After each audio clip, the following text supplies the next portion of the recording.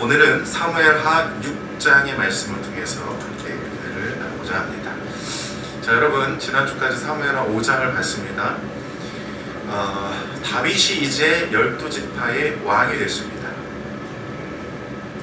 헤브론에서 유다 지파의 왕으로서 7년 6개월을 있다가 이제 12지파의 온 이스라엘의 통일 왕국의 왕이 됐어요. 왕이 되면 보통 한 사람이 대통령이 되든 또 이제 국가 최고 리더십이 되면 누구나 국가 정책이라는 걸 세웁니다. 기업의 CEO도 마찬가지겠지만 나라도 마찬가지입니다. 나라가 그냥 굴러가겠습니까? 계획을 세워야 되잖아요. 다윗의 계획입니다. 다윗의 국가 정책 첫 번째, 헤브론에서 예루살렘으로 수도를 이전하겠다는 거예요. 그죠? 유다의 중심은 헤브론이었습니다.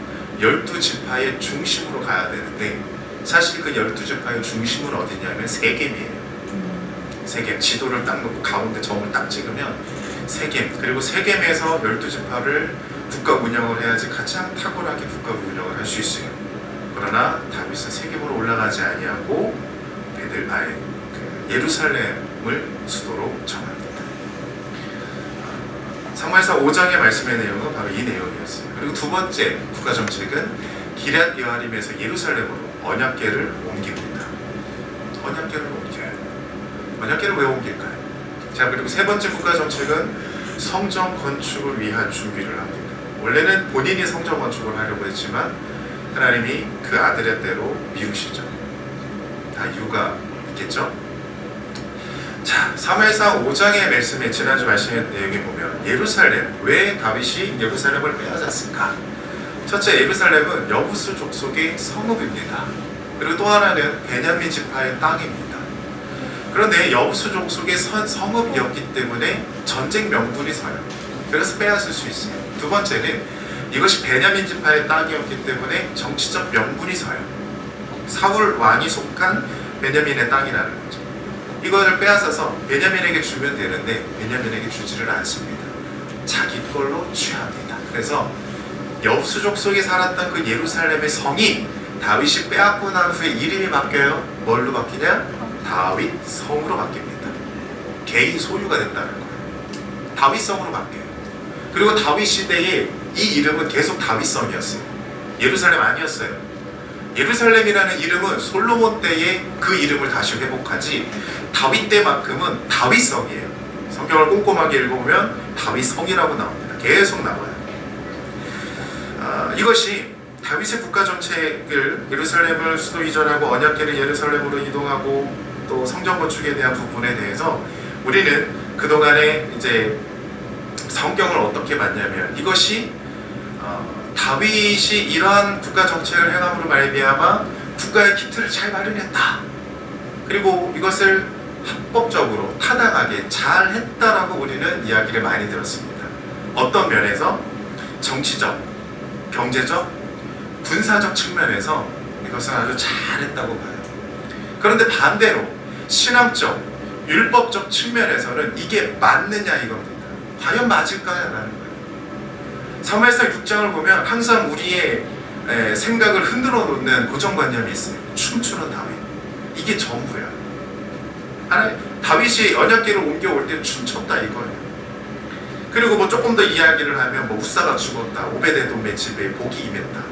그냥 이 얘기가 전부입니다. 그리고 이것을 우리는 그동안에 잘했다라고만 평가를 해왔어요. 평가를 했어요. 여러분, 성경을 틀리다고 이야기하는 게 아니라 우리는 지금 한쪽 면만 계속해서 보아왔다는 거예요. 반대쪽을 보자는 거예요. 반대쪽. 제가 늘 성경을 해석을 하면서 말씀을 드리지만 우리가 그동안에 신앙생활을 해왔던 것이 성경을 봤던 것이 그러면 틀린 겁니까? 잘못된 겁니까? 아니요. 잘 보셨어요. 그리고 그렇게 하나님이 또 말씀을 통해서 우리에게 은혜를 주신 부분이 있어요. 그러나 그 이면에 반대쪽에서의 다른 관점과 다른 시각에서의 그 관점을 우리가 놓치고 있지 않았냐라는 거, 그거를 오늘도 한번 찾아보자라는 거. 그리고 사무엘상 6장에서 사무엘하 6장에서 성경은 항상 우리의 관점을 어디가 있었냐면 이 말씀의 내용, 이 아주 우사가 죽고 오베데돔의 복이 임하고 다윗이 춤추는 이 과정에 하나님은 어디에 있어요? 하나님은 뭐 하고 있어요? 하나님은 이것을 보면서 어떤 마음을 느끼고 있어요? 항상 성경의 이 결론은 어떻게 내려지냐면 이것을 보는 이 역사를 바라보시는 하나님의 마음은 어디에 있느냐, 여기까지 찾아가야 되는 거예요. 그냥 사건이 여기 있었구나, 다윗이 춤췄구나, 다윗은 왕이고 다윗은 영웅이야, 우리도 다윗을 따라가자. 그래서 영어 이름 지라고 하면 데이빗, 끝이야. 다윗을 너무 우리는 성군으로 만들고 다윗을 존중하고 다윗을 찬양해요. 맞습니까? 아니에요. 다윗 또한도 하나님의 종이고 하나님의 택한 자이고 하나님의 세운 사람일 뿐인 거예요. 주인공은 항상 하나님이셔야 되는 거예요. 하나님이 다윗을 세웠는데 다윗을 하는 짓을 보니 하나님의 마음이 어땠을까? 이거를 찾아가야죠. 왜 다윗에서 멈추냐? 다윗에서 우리는 한 발짝 더 나아가 이 모든 역사적 상황들을, 이 장면들을 다 바라보시는 하나님의 뜻이, 하나님의 관점이 하늘에서 내려보시는 그 하나님의 마음과 하나님의 시선을 우리가 회복해 가야 할 줄로 믿습니다. 우리가 그것을 한번 찾아볼 거예요. 자, 사무엘상 6장에 언약궤가 나옵니다. 언약궤의 이동 경로를 잠깐 먼저 말씀을 드립니다. 언약궤를 우리가 좀 살펴봐야 되는데, 첫째, 언약궤는 광야에서 시작을 합니다. 그죠? 하나님이 모세를 통하여서 사람들을 불러다가 조각목으로 이렇게 궤를 만들어라 해서 언약궤, 이것을 속죄소, 이렇게 다른 말로도 부르지만 어쨌든 언약궤로 이렇게 만들어집니다. 그리고 광야에서 언약궤가 이동할 때마다 이스라엘 백성들이 따라갔다라고 이야기를 해요. 얼마만큼 떨어져 있을 때 이스라엘 백성들이 언약궤를 따라갔을까요? 성경에는 3일 길이라고 나와 있어요. 여러분, 광야에서 3일 길을 앞에 가요. 보일까요? 보일까요? 날씨가 엄청 맑고 좋은 날에는 보여요. 거의 가시거리가 이스라엘 광야는 심하면 한 60km까지도 보여요. 이게 진짜로 보여요. 그러나 3일길에 있는 언약궤를 매일 볼 수는 없죠. 그런데 언약궤가 어디에 있는지 보고서 그것을 이스라엘 백성들이 따라갔을까? 성경은 언약궤 위에 구름이 항상 떠 있다고 기록을 합니다. 그래서 이스라엘 백성들은 언약궤를 보고 따라간 게 아니라 구름을 보고 따라간 거예요. 구름이 떠올라요. 그러면 언약궤가 이동 준비를 하는 거예요. 그러면 이스라엘 백성들은 다 텐트를 걷고 이동 준비를 해요. 언약궤가 이동할 때 구름이 같이 이동을 해요. 구름을 보고 이동하는 거예요. 그렇게 언약궤를 따라갔다라고 말씀합니다. 그리고 이 언약궤가 여호수아와 함께 요단강을 건너서 가나안 땅에 들어와요. 가나안 땅에 들어와서 언약궤는 어디가 있었을까요? 실로에 있었습니다.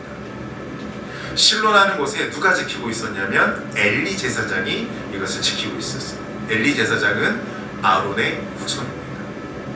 그래서 대제사장의 역할은 언약궤를 항상 지키는 거기 때문에 엘리 제사장이 언약궤를 지키고 있었습니다. 실로에서. 그러다가 이 엘리의 두 아들 홈니와 비느하스가 이 하나님 말씀 앞에서 딴짓하는 거죠. 블레셋과 전쟁을 벌였을 때 이들이 언약궤를 가지고 감으로 말미암아 전쟁에서 승리할 것이라는 착각 속에 언약궤를 가지고 나아갑니다. 그러다 어떻게 됐죠? 언약궤를 빼앗겨요. 그리고 블레셋으로 언약궤가 넘어갔는데 블레셋에 있었던 언약궤 그 개월수가 약 7개월 정도 됩니다. 7개월 정도가 있다가 이 언약궤로 말미암아 다보이 신전이 무너지고 그 땅에 전염병이 돌고 블레셋 사람들이 이렇게 혼비백산을 할 때 이 사람들이 모여서 결정한 게 언약궤를 돌려보내자. 그래서 송아지를 뗀 젖나는 소 2마리를 가져다가 수레를 만들어서 거기에 언약궤 궤짝 하나와 그리고 이 또 하나 똑같이 생긴 궤를 하나 더 만들어서 거기에 금독종과 이런 금쥐 형상을 만든 5개의 금으로 된 것들 넣어놓고 수레에 실어서 젖나는 소 2마리를 베세메스로 올려보냅니다. 그러다가 베세메스에 도착을 했는데 도착을 했을 때 베세메스 마을 사람들이 몰려 나오죠. 그리고 이 언약궤는 알겠는데 그 옆에 있는 상자는 뭐냐? 그래서 뚜껑을 열었는데 거기에 금이 들어있는 거야. 그래서 이 금을 가져갑니다. 그것을 지켜보고 못 가져간 사람들이 보다가 야, 언약궤 안에도 뭐가 들어있지 않을까 하고 언약궤 뚜껑을 여는 순간 사람들이 그 자리에서 죽습니다. 약 한 75명 정도가 마을 사람들이 죽어요. 그리고 결국 이 언약궤를 더 이상 옮길 수 없어서 어디로 보내느냐? 기럇 여아림의 아비나답의 집으로 돌려보냅니다. 그래서 이 아비나답의 집에서 몇 년을 있었느냐? 사무엘 때에는 20년 정도가 있었다라고 해요. 기럇 여아림. 기럇 여아림의 아비나답의 집에서 사무엘상 7장에서는 약 20년 정도가 있었다고 했는데, 이때부터 다윗 때까지 여전히 기럇 여아림이 있습니다. 20년이 아니라는 거예요. 기럇 여아림 아비나답의 이 집에서 사무엘 때, 사울 때, 그리고 다윗이 왕이 될 때까지 여전히 아비나답의 집에 있습니다. 그리고 그 아비나답의 집에 있는 언약궤를 이제 다윗이 예루살렘으로 끌고 올라오는 거예요. 이게 이 언약궤의 이동 경로입니다. 자, 언약궤를 옮기며 춤추는 다윗, 우리는 어떻게 평가해야 될까요? 그리고 언약궤를 우리는 다시 어떻게 봐야 할까? 오늘 말씀의 내용을 또 하나 언약궤를 통해서 한번 풀어보도록 하겠습니다. 자, 첫째, 언약궤는요, 모두의 하나님이라는 것. 다윗은 언약궤조차도 사유화하려고 시작을 합니다. 무슨 말인지 알으세요?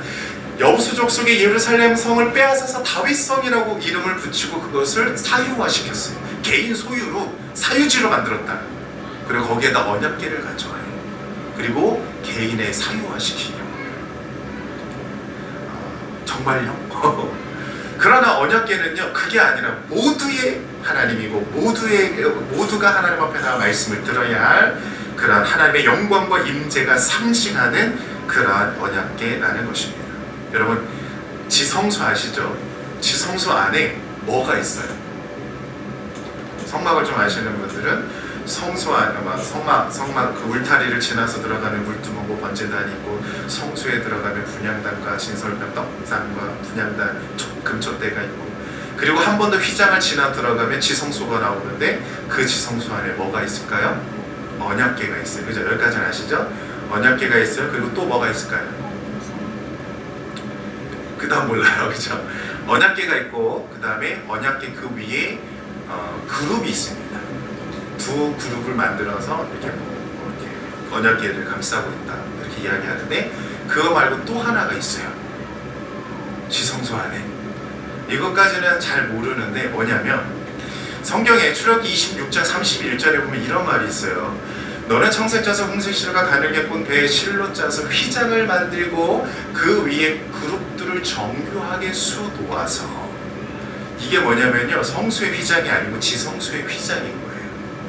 이렇게 커튼처럼 휘장을 만드는데 청색, 자색, 홍색 실, 가늘게 꼰 배실, 배실로 쫙 짜가지고 이거를 휘장을 만들어서 지성소를 이렇게 막으라는 거예요. 그래서 그 수를 짜는데 그게 뭐냐면 그룹인 거예요. 그룹. 천사를 상징하는 그룹의 어떤 문양을 새기는 거예요. 이런 그 커튼 같은 휘장에다가 이렇게 적습니다. 그래서 성경에 보면 이런 표현들이 나와요. 오늘 말씀에도 나오네. 6장 2절에 보면 하나님의 궤를 메워 오려 하니 그 궤는 그룹들 사이에 좌정하신 만군의 여호와의 이름으로 불리는 것, 이렇게 나와요. 이게 뭐냐면 그룹들 사이에 좌정하신, 그러니까 그룹들의 문양과 이런 수로 새겨진 이 휘장으로 둘러싸인 그곳에 언약궤가 있다는 거예요. 그래서 이스라엘 백성들의 항상 머릿속에는 그룹들 사이에 좌정하신 여호와 하나님의 궤, 이렇게 불러요. 이게 사무엘하 6장에만 나오는 게 아니고 사무엘상도 나오고요. 성경을 읽다 보면 그룹 사이에 계신 만군의 여호와여, 이런 표현이 생각보다 꽤 많이 나옵니다.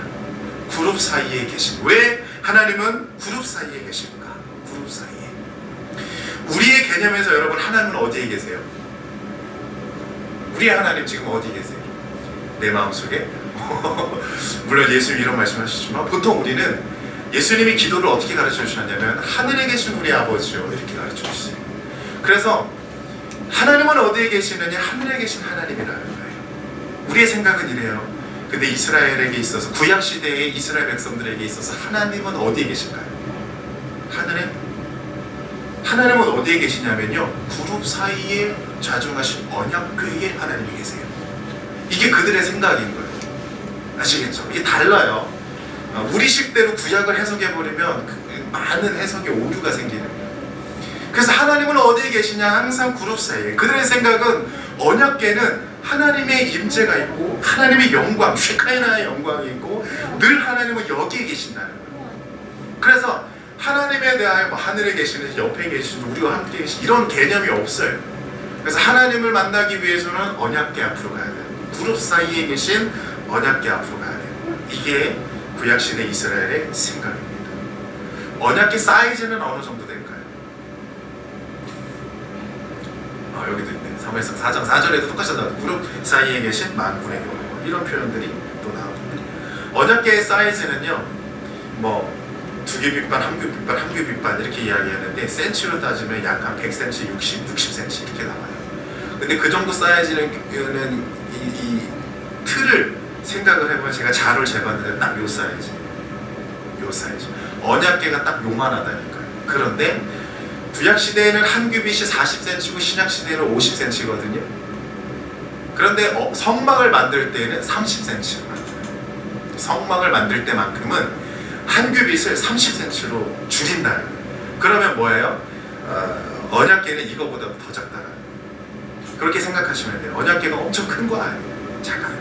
그 작은 사이즈 속에 언약궤, 그곳에서 하나님은 우리를 만나 주시겠다는 겁니다. 언약궤의 목적도 출애굽기 25장 22절은 거기서 내가 너를 만나겠다. 하나님이 모세를 통해 이렇게 말씀을 하십니다. 하나님이 이렇게까지 말씀하셨으니 거기서 언약궤 앞에서 내가 너를 만나고 너에게 말을 하고 내가 너에게 명령하고 그 하나님의 법을 말씀하실 때에 이스라엘 백성들의 개념은 하나님은 언약궤 앞에 있다. 그래서 만남의 장소가 언약궤다. 하나님은 거기에 계신다. 이게 구약시대 이스라엘 백성들의 생각입니다. 그런데 홈니와 비느하스는요, 평소 하나님과 인격적인 관계가 없습니다. 하나님과의 관계도 친밀하지 아니합니다. 그런 후에 전쟁이 일어나니까 언약궤를 가지고 나가기만 하면 이길 수 있다라는 그룹 사이에 계신 만군의 여호와 하나님은 우리를 돌보실 것이라고만 생각을 한 거예요. 하나님은요, 하나님이 원하시는 것은 너와 나의 인격적인 만남이라는 거예요. 대화가 필요하다는 거예요. 나의 마음과 너의 마음이 통하기를 원한다는 거예요. 하나님의 영이 운행하실 때 우리의 마음을, 우리의 영을 충동시키시면서 우리의 영으로 하여금 하나님 앞에 기도하고 하나님 앞에 더 가까이 나아가기를 하나님은 원하시는 것입니다. 여러분, 생각의 차이라는 거예요. 생각의 차이. 하나님은 외모를 보지 아니하고 중심을 원하시는 줄로 믿습니다. 호세아 6장 6절 말씀에는 나는 인애를 원하고 제사를 원하지 아니하며 번제보다 하나님 아는 것을 원하노라, 이렇게 말씀합니다. 제사보다 인애를, 번제보다 하나님 아는 것을 하나님은 더 귀하게 여기신다는 거예요. 우리가 예배할 때 어떤 예배의 형식과 어떤 예배의 모양과 이런 것이 중요한 게 아니라 정말 나는 마음을 다해 하나님을 사랑하고 하나님을 찬양하고 하나님의 어떤 분이신지를 더 알고 싶으냐, 그 마음을 하나님은 먼저 보시겠다라는 것입니다.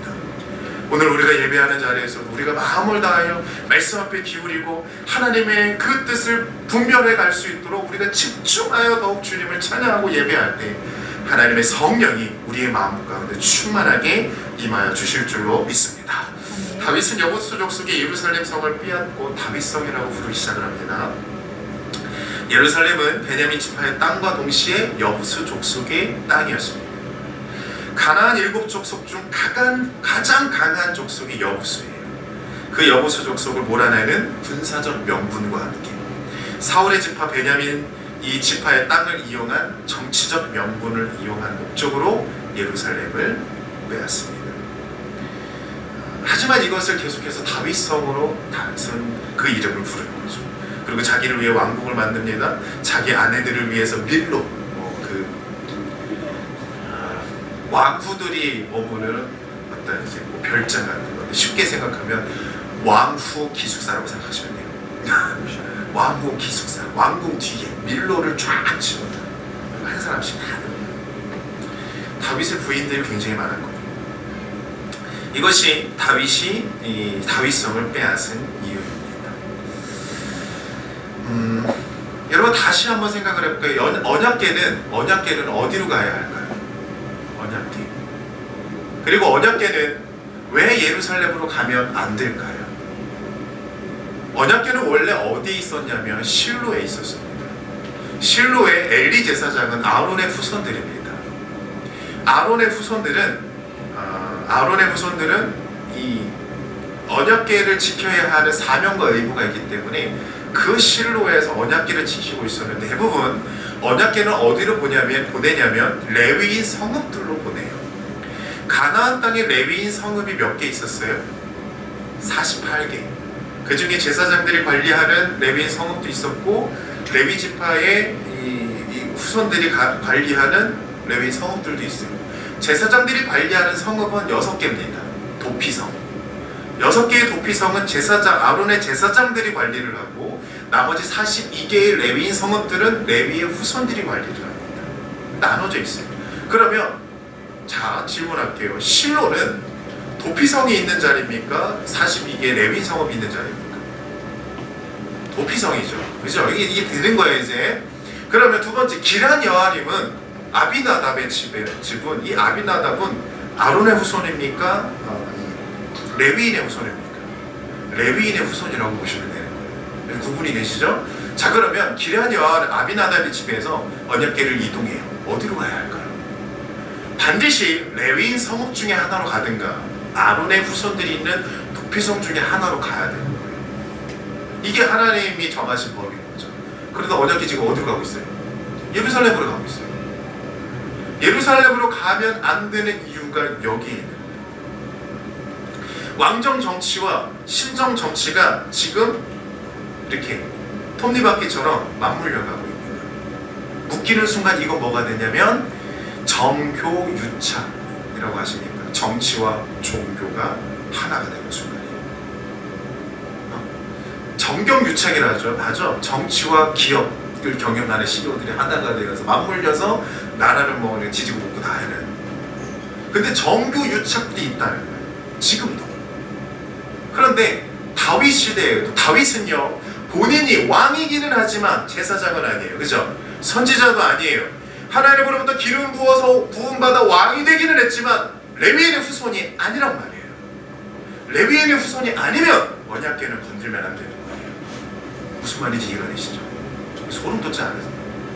건드리면 안 돼야 하는 부분을 다윗은 지금 건드리고 있다는 거예요. 이게 그냥 언약궤가 올라오니까 다윗이 막 기뻐하고 춤추고 막 우리도 여기에 현혹해가지고 막 좋다 막 이렇게 가버리면 우리가 정말 본질적인 율법 안에서의 언약궤가 어디 있어야 하는지에 대한 본질적인 부분을 다 놓쳐버리는 거예요. 본질로 돌아가서 언약궤는 어디로 가야 하는가? 어디 있어야 하는가? 여기부터 다시 봐야 돼요. 왕과 왕정 정치와 신정 정치가 묶여지는 순간 어느 누구도 이제 다윗과 예루살렘을 건드리지 못하는 아주 막강한 권력을 소유하게 되는 겁니다. 이것을 기초로 해서 나중에 다윗이 아주 용병들까지 다 데리고 와서 130만 명이라는 군대를 만들어봐요. 아주 강력한 군대를 만들어요. 그런데 이렇게 많은 것들을 소유하고 왕국을 넓히고 본인의 사유화를 만드는 것이 하나님의 뜻일까요? 하나님이 정말 그것을 원하시는 걸까요? 다윗은 지금 중앙 정부 시스템을 만드는 거예요. 중앙 집중화 체제를 만들고 있는 거예요. 이거 국가 정책이라고 이렇게 스스로가 만들어가는 거예요. 그러나 하나님이 원래 의도하신 목적은 뭐예요? 가나안 땅에 들어가 레위인들을 흩어지게 하심으로 말미암아 한 지파에 4개의 레위인 성읍을 가져서 48개의 성읍들로 인하여서 각 지파의 마을마다 어린 아이들까지도 주의 율례와 규례와 계명과 법도로 가르치고 그들을 지도하고 어린 아이들에게 율법을 가르치고 삶을 돌보는 것, 그것이 지방 분권 체제를 가지라는 것이 하나님의 뜻이라는 거예요. 이에 대해서 이거 잘 이해하셔야 돼요. 이거 가지고 이제 사무엘 하부터 열왕기 상하까지 쭉 가는 거예요. 이걸 이해하지 못하면 다윗은 영웅이 되고 히스기야는 영웅이 되고 그 위에 모든 왕들은 다 영웅이 되는 거예요. 모인다, 잘한다, 그들이 모여서 뭔가를 가지고 재물과 권력과 명예와 이 모든 것들이 사유화되고 보이는 순간부터 우리는 지금 말씀을 거꾸로 보고 있는 거. 그 안에 하나님은 없어요. 하나님의 원래의 체계는 그게 아니라는 것, 나누라는 거예요. 나누고 흩어지고 퍼지고 해서 아이들마다 다 가르치는 어렸을 때부터. 그것이 레위인 성읍을 주신 이유입니다. 레위인 성읍. 그런데 다윗은 여기서부터 더 나아가서 뭘 하냐면 레위인들까지 다 모아요. 언약궤를 모은 게 아니라 흩어진 레위인들을 예루살렘으로 끌어모아요. 그리고 그 레위인들로 하여금 언약궤를 지키며 예루살렘을 아주 멋있는 그런 이제 목적으로 그들을 세우기 시작해요. 그 내용이 역대상 15장과 16장에 나오고 있어요. 기록이 되어져 있어요. 그래서 사무엘하 6장은요, 사무엘하 6장은 사무엘상 7장과 6장 7장과 역대상 15장 10장하고 같이 보셔야 돼요. 이 세 군데를 같이 보면 다윗이 이 6장에서 하는 이 내용을 조금 더 우리가 면밀하게 잘 생각해 볼 수 있습니다. 자, 다윗의 생각은요, 언약궤는 나의 하나님이라는 거예요. 나만의 하나님이라는 거예요. 나를 위해 존재해야 되고 나를 위해 목적으로 그게 있어야 된다. 내 곁에 있어야 된다. 그런데 하나님의 뜻은, 하나님의 생각은, 하나님은 모두의 하나님이라.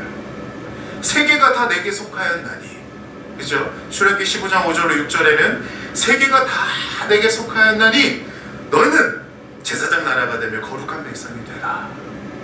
그리고 너희들로 인하여서 너희들의 민족이 장자의 민족이 되고 너희들의 민족이 복받는 제사장 나라와 거룩한 백성이 되어서 너희들로 하여금 다른 모든 민족과 백성과 방언과 족속과 모든 사람들을 향하여서 하나님이 하나님됨을 알리라는 거예요. 그게 하나님의 뜻인 거예요. 세계가 다 내게 속하는 거예요. 세계는 다 하나님의 것이라는 거예요. 근데 이스라엘 백성들의 착각은 민족 우월주의와 함께 그들만의 하나님이라는 생각을 가지고 나만의 하나님, 이게 다윗 때부터 시작돼요. 그리고 나 외에 하나님 앞에 대적하는 자들은 다 죽어야 된다는 거예요. 그렇습니까? 아니요. 하나님은 살리는 하나님이고 하나님은 구원의 하나님이고 하나님은 모든 자들의 하나님이신 줄로 믿습니다. 우리가 원수라 생각하는 그들의 모두까지도, 그들 모두도 하나님이 사랑하는 사람들이, 인생들이라는 것입니다. 바벨론이든 아수르든 뭐 페르시아든 모든 사람들, 이스라엘 백성들을 향하여서 대적하는 모든 민족들까지도 하나님은 그들의 하나님이라. 이것이 하나님의 생각. 성전에서 소와 양과 비둘기 파는 사람들과 돈 바꾸는 사람들을 내쫓으셨습니다. 누가? 예수님이. 노크들의 채찍을 맞아서 그들을 내쫓으면서 뭐라고 말씀하셨죠? 이곳은 만민이 기도하는 집이다. 내 아버지의 집이 그런 집이라는 거예요. 예수님의 이러한 행동을 보면서 제자들이 뭐라고 이야기하냐면 이렇게 얘기합니다. 제자들이 성경 말씀에 주의 전을 사모하는 열심히 나를 삼키리라 한 것을 기억하라. 주의 전을 사모하는 열심히 나를 삼키리라. 성경 말씀에 이런 게 있었대요. 구약 성경에 어디 있었을까요? 제가 친절하게 찾아왔어요. 시편 69편 9절 같이 읽어볼게요. 시작. 주의 집을 위하는 열성이 나를 삼키고 주를 비방하는 비방이 내게 미쳤나이다. 이거 누가 한 말인지 아세요? 다윗이 한 말이에요. 나중에 다윗이 깨달았단 말이에요. 주의 집을 위하는 열성이 자기에게 있었대. 야, 나는 정말 주를 위하여 열심. 여러분, 다윗의 시작은 물론 순수한 마음이었을 거예요. 정말 순수한 마음으로 하나님을 너무 사랑해서 하나님과 늘 함께하고 싶어서 늘 하나님의 모든 것들이 하나님 것도 나의 것 뭐 이러면서 하나님 언약궤를 소유하고 싶어 하시는 그 마음이 다윗에게 있었을까? 순수한 마음으로 시작하지만 나중에 그게 그렇게 되지는 않습니다. 그럼에도 불구하고 하나님의 언약궤가 다윗의 사유화가 되면 안 되는 겁니다. 여러분, 이런 생각을 해보셨어요? 여러분, 잘 들으세요. 교회에 너무 충성스러워서 하나님의 영광을 가리면 안 돼요. 아시겠죠?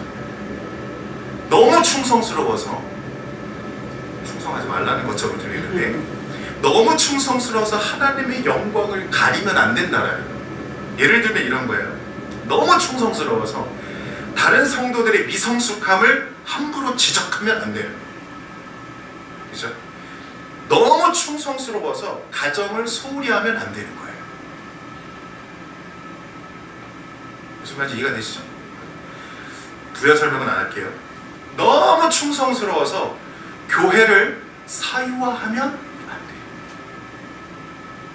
이해되십니까? 너무 충성스러우신 어떤 권사님들이나 이런 분들이 집안에 있는 남편들을 내팽개치고 오는 분들이 계셔요. 그러면 안 돼요. 같이 걸어가야 돼요. 진짜. 너무 충성스러워서 교회를 사유화한 목사님들이 너무 많아요. 그러면 안 돼요. 너무 충성스러워. 주의 집을 위한 어떤 열성과 나의 특심, 열심, 그냥 아주 극성스러운 충성됨으로 인하여서 교회 거는 내 거, 내 것도 다 내 거, 막 이러면서 하면 그것이 하나님의 영광을 가릴 수도 있다라는 거예요. 물론 시작은 잘했어요, 다윗도. 그러나 이것이 지나치면 안 되는 거예요. 이제 다음 주에 7장은 성전 건축에 대한 계획을 다윗이 생각하는 건데, 이거 여기까지는 아니다라고 하나님이 막으세요. 5장과 6장까지는 하나님이 막지 않아요. 막지 않아요. 그러나 7장에서 하나님의 개입이 들어가요. 나단 선지자를 보면서. 5장과 6장에서는 하나님의 개입이 없어요. 다윗이 묻지도 않아요. 하나님도 말씀 안 하세요. 그러나 7장에서 더 이상 다윗이 하나님 앞에 묻지 않으니까 하나님이 강권적으로 말씀하십니다. 이게 하나님인 거예요. 6장, 하나님 어디 있어요? 하나님 어디 있어요?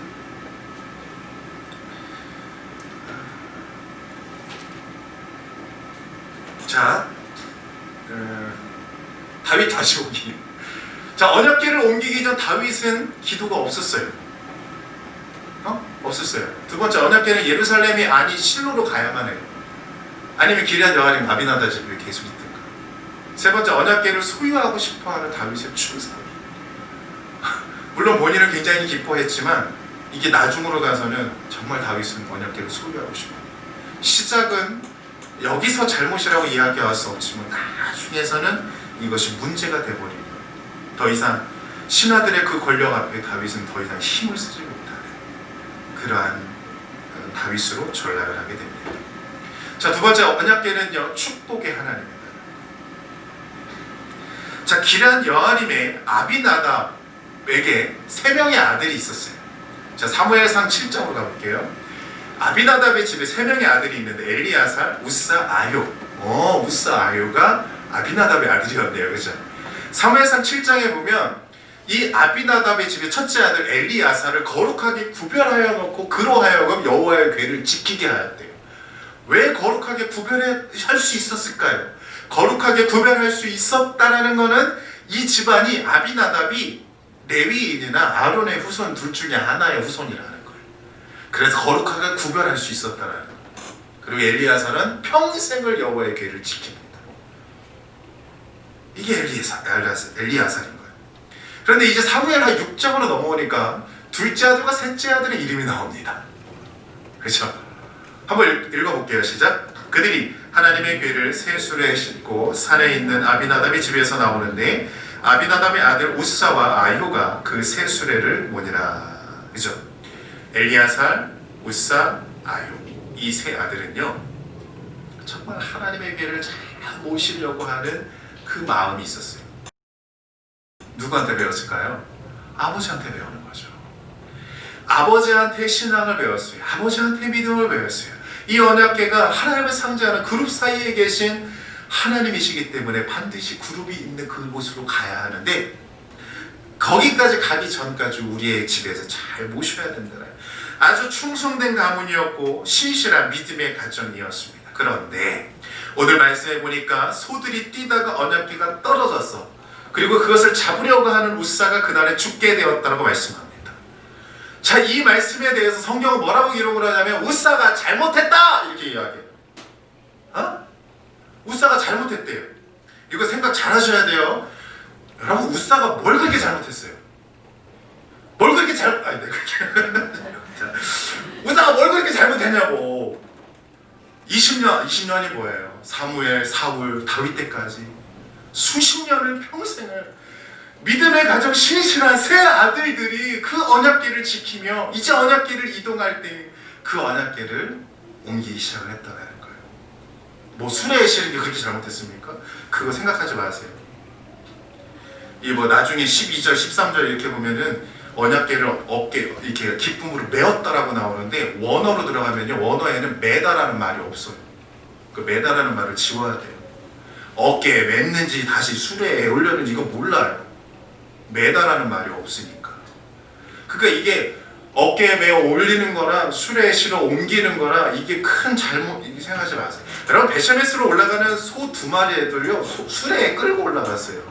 그때는 아무 일 없었다고요. 기억하세요. 여러분, 예배의 어떤 형식과 이런 모양이 아니라 하나님의 중심을 본다는 거. 중심. 오히려 블레셋 사람들의 베실메스로 올라가는 소 2마리를 통해서 볼 때, 야, 이들이 똑바로 가면 하나님이 계시는 거야. 이들이 믿음의 고백을 하고 있는 거예요. 그런데 지금 언약궤가 예루살렘으로 올라가고 있는 이 상황 중에 하나님은 지금 뭘 보고 계시는 거예요? 중심을 보고 있는 거예요. 중심. 언약궤가 떨어지려고 할 때 당연히 잡아야 되는 거 맞는 거 아니에요? 그죠? 잡아야 되는 게 맞는 거예요. 당연히 이거 떨어지고 내비둬 이러면 안 되는 거죠. 누군가는 잡아야 하는 거고, 그러나 그 상황 중에서 하나님은 그것을 인하여서 소들이 뛰는 그 모든 과정들은 어떻게 한 거예요? 하나님이 막고 계시는 거예요. 그런데 이 현상을 몰라요. 못 깨달아요. 하나님이 이것을 막으셨다라는 걸 몰라요. 언약궤가 가야 할 길이 이 길이 아니다라는 것을 하나님이 이 표징을 통해서도 보여주시는데도 깨닫지를 못해요. 성경에서 역사서는 사관이 적용된 기록이라고 말씀드렸습니다. 성경에는 3가지 사관이 있는데 신명기 사관, 열왕기 사관, 역대기 사관이에요. 그런데 열왕기 상하는 다윗 편에서 기록된 말씀입니다. 왕이 된 다윗이 왕으로서 뭔가 큰 이 평생의 업적을 남기고 나는 그대 후손들이 기록을 하면서 남긴 것들이 사무엘상하, 열왕기상하, 역대기상하라는 거예요. 근데 그 과정 중에 다윗을 깎아내릴 수가 없는 거예요. 사관은 항상 왕의 좋은 점을 기록해야 되는 거예요. 그러다 보니 뭐라고 하고 있어요? 이 다윗의 잘못을 우사의 잘못으로 돌리고 있는 거예요. 우사가 잘못했다. 이런 식으로. 베레스 우사 사건은 언약궤를 서기화하려는 다윗을 막기 위한 하나님의 방법이었습니다. 우사가 뭘 그렇게 잘못했길래 이렇게 신실한 가문에서, 이렇게 신실한 믿음의 가정에서 왜 이런 아픔이 있고 한 사람이 죽어야만 하는 이 슬픔을 경험해야만 하냐는 거예요. 누군가의 중심이 잘못됐으니까 하나님은 그 중심 앞에서 이것은 아니야라고 막으신 거예요. 그러면 이 정도에서 다윗은 이제 멈춰주고 다른 길로 올라갔어야 되는데 3개월 후에 다시 다윗성으로 끌고 옵니다. 그것을 기억고. 자, 어쨌든 언약궤를 다윗성으로 가진 것을 잠시 멈추고 오벳에돔의 집에 두기로 결정합니다. 그리고 언약궤가 오벳에돔의 집에 있는 3개월 동안 이 집이 복을 받았다라고 성경은 기록합니다. 오벳에돔 누구일까요? 자, 성경을 보면 6장 11절 여호와의 궤가 가드 사람 오벳에돔의 집에 있었다 합니다. 가드 사람 하면 생각나는 사람 혹시 있으세요? 골리앗이 가드 출신이에요. 다시 말해서 가드라는 지역은 블레셋 도시라는 거예요. 그러면 오벳에돔이 블레셋 후손인가요? 우리는 이렇게 생각해요. 그리고 실제로 어떤 목사님들이 이렇게 설교를 해요. 오벳에돔은 블레셋 사람이었다. 말이 안 돼요. 언약궤를 왜 블레셋 사람의 집에 보내냐는 거예요. 반드시 무슨 일이 있어도 언약궤는 레위인의 성읍으로 가요. 레위인 성읍으로 간 거예요. 근데 왜 오벳에돔이 가드 사람이에요? 그 뭐 이유가 있겠죠. 거기까지는 몰라요. 가드에서 뭐 살다 왔든지 뭐 어떻게 됐든지 뭐가 이유가 있을 거예요. 오벳에돔에 대한 내용이 역대상 15장과 16장에 기록되어져 있습니다. 오벳에돔. 역대상 15장에는 오벳에돔이 레위의 후손이라고 나와요. 그것도 레위 자손 아들이 3명이 있는데 게르손, 므라리, 고핫 중에 고핫의 후손이라고 나와요. 자, 15절 16절에 다윗이 레위 어른들에게 명령하여 그 형제들을 노래하는 자들을 세우고 비파, 수금, 재금 등의 악기를 울려서 즐거운 소리를 크게 내라 하며, 그러니까 다윗이 언약궤만 가져온 게 아니라 레위인들도 끌어모은 거예요. 끌어모아서 찬양대를 만들었는데 그 사람 중에 누가 끼어 들어가냐면 오벳에돔이 들어가요. 문지기 오벳에돔이었다 이 말은요, 문지기라는 건 확실하게 고라의 후손이라는 거예요. 고핫의 후손. 이 고라 자손들은요 맡겨진 직임이 뭐냐면 문 지키는 사람들이거든요. 원래는 아니었지만 이들이 문을 지키고 창고 지기로 강등되었는데, 이유는 민수기 16장에서 나오는 이 고라 자손과 르우벤 자손들이 당을 지어서 모세와 아론을 거슬러 반역을 합니다. 그때 하나님은 진노하셔서 땅이 갈라져 그들을 삼키우게 하고 분향단에서 불이 나와 250명을 불살라 죽이고 연병에 걸려서 14,700명이 죽게 됩니다. 고라의 후손들이 엄청나게 그날에 죽어요. 그런데 그럼에도 불구하고 남아있는 어린아이들이 있었어요. 항상 하나님은 어린아이들은 20세 이하의 어린아이들은 치시지 않습니다. 그 아이들이 이제 자라는 거예요. 그 후손들이 자라면서 창고지기로 강등돼요. 직임이 강등돼요. 원래는 이들이 이런 일을 하는 사람들이 아니었는데 먼지나는 창고에서 창고 관리하며 물품 보관하면서 문 지키고 있는 사람들로 강등돼요. 그래서 이들이 아마도 조상들의 이런 잘못 속에서 회개하고 후회하고 반면교사 삼아서 하나님 앞에 열심으로 그들의 마음의 중심을 들었던 것 같아요. 그러다가 고라의 후손 중에 아주 유능한 선지자가 한 명이 나옵니다. 그게 누구냐? 그게 사무엘이에요.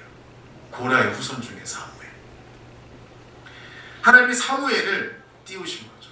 그리고 또한 시편에서 보면 고라의 후손 중에 누군가가 누군지는 몰라요. 그러나 고라 자손의 시라고 하면서 시편에서 고라 자손 중에 누군가가 쓴 시가 기록되어져 있는데 그게 바로 시편 84편의 내용입니다. 이 성경 구절 우리가 찬양으로 많이 부르는 거 아닙니까? 시편 84편 보면 1절부터 만군의 여호와의 주의 장막이 어찌 그리 사랑스러운지요. 내 영혼이 여호와의 궁정을 사모하여 쇠약하며 내 마음과 육체가 살아계신 하나님께 부르짖나이다. 주의 집에 사는 자들은 복이 있나니 그들이 항상 주를 찬송하리이다. 주께 힘을 얻고 그 마음에 시온의 대로가 있는 자는 복이 있나이다. 그들의 눈물에 골짜기로 지나갈 때 그곳에 많은 샘이 있을 것이며 이른 비가 복을 채워주시나이다.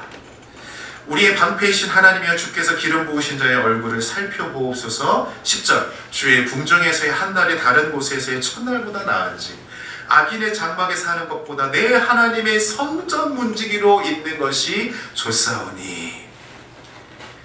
하나님은 해요 방패시라 여호와께서 은혜와 영화를 주시며 정직하게 행하는 자에게 좋은 것을 아끼지 아니하실 것임이니이다. 할렐루야. 이게 문지기로 살면서 창고지기로 강등된 고라 자손 중에 누군가가 이들이 회개하며 지은 시입니다. 우리가 비록 이렇게 하나님의 진노를 삼아서 우리의 조상들이 죽기는 했지만 우리 후손들은 이 자리에서 주의 성전을 지키는 이것만으로도 하나님을 찬양하고 하나님 성전에 있는 것이 다른 곳에서의 첫날보다 너무 좋다라는 이 고백을 그들이 합니다. 이 고라 자손의 시는요 다윗 때에 지어진 시입니다. 정확하지는 않겠지만 오벳에돔과 함께 성전 문지기로 있던 누군가가 기록하지 않았을까라는 것이 학자들의 의견이기도 합니다. 자, 여러분 이제 마무리를 한번 해보겠습니다. 하나님의 임재를 상징하는 언약궤는요 이스라엘 구약시대 이스라엘 민족에게는 축복의 상징이었습니다. 마찬가지로 성령의 시대를 교회 시대를 살아가는 우리에게 있어서의 상징은요 십자가예요. 십자가. 부릅 사이에 좌정하신 만군의 여호와 하나님을 향하여 이스라엘 백성들은 그 하나님을 찬양하고 하나님을 믿었던 것처럼 우리의 신앙은요 어디에 있어요? 십자가 위에 계신 예수님을 바라보는 신앙이 되어야 할 줄로 믿습니다. 언약궤는요 축복의 상징인 거예요. 하나님의 쉐카인의 영광이 임하고 하나님의 임재가 풍성하게 임할 때에 하나님은 이스라엘 백성들을 복주시겠다라고 말씀합니다.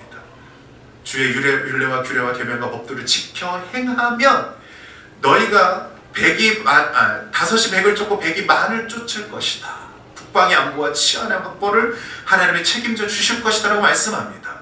묵은 곡식을 밀어내고 햇곡식을 먹게 될 것이다 라는 거예요. 하나님을 주의 율례와 계명과 율법을 지키는 자들을 향하여 하나님은 복을 주시고 또 천대까지 은혜를 베풀어 주시는 은혜를 주시겠다라는 것이 하나님의 말씀입니다. 이게 언약궤를 통하여서 축복하시겠다라는 하나님의 말씀인 것입니다. 우리에게는요 십자가를 통하여 우리가 사나 죽으나 주의 것이며 나를 믿는 자는 살아도 죽지 아니하고 죽어도 살 것이다라는 것을 하나님 예수님은 우리에게 말씀해 주셨습니다.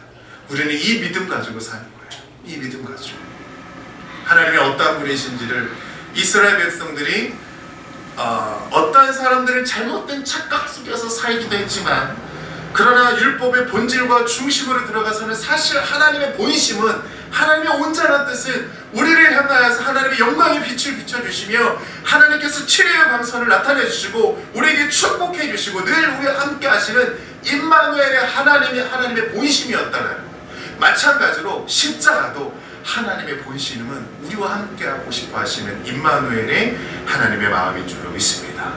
하나님은 오늘도 우리와 함께 하십니다.